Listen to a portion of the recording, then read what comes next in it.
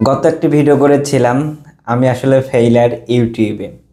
এখানে যারা নতুন ইউটিউবিং আসতেছে অথবা ফেসবুক কন্টেন্ট ক্রিয়েশনে আসতেছে তাদের জন্য চমৎকার একটি ভিডিও হতে পারে এটি। এই জগতে দুটি ব্যাপার রয়েছে, একটি হচ্ছে তুমি সবার কাছে সম্মান পাবা, কোনো ইনকাম নাই, এবং তোমার যদি শরম লজ্জা ইজ্জত বিক্রি করে যদি তুমি কন্টেন্ট ক্রিয়েশন করতে চাও সেটা একটা অপশন। অর্থাৎ তোমার কোনো লজ্জাবিহীন হচ্ছে কন্টেন্ট হবে, যেটাতে হচ্ছে খুবই ফানি টাইপের হবে, নাচ গান হবে, অথবা এমন কিছু হচ্ছে কন্টেন্ট বানাবা, অনেকে বলে বউ ব্যবসা, অনেকেই বলে বাবা ব্যবসা ইত্যাদি ব্যবসা তোমার করতে হবে, তাইলে তুমি ইনকাম অনেক করতে পারবা। কেন এই কথা বলছি? কারণ হচ্ছে আমি শুরু করেছি 2018 সাল থেকে, এটা নর্মালি শুরু করেছি, বাট 2021 সাল থেকে কিন্তু মোটামুটি বেশ কন্টেন্ট কিন্তু আমি ইউটিউব প্লাস হচ্ছে ফেসবুকে দিয়ে থাকি।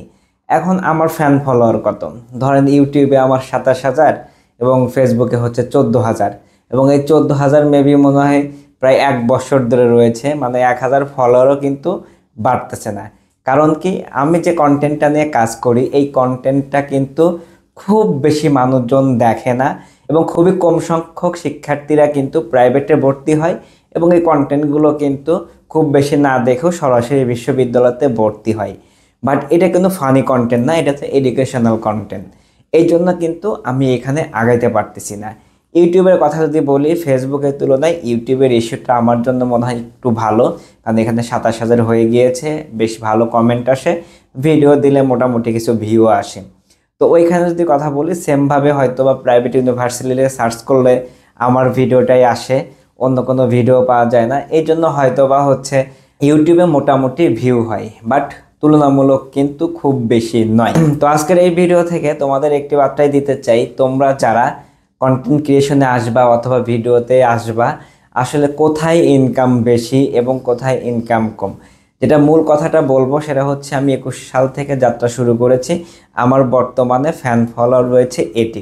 এটা আমার জন্য দুঃখের ব্যাপার এবং অন্যজনের জন্য সুখের ব্যাপার। সুখের ব্যাপার কেন বা হ্যাপি কেন?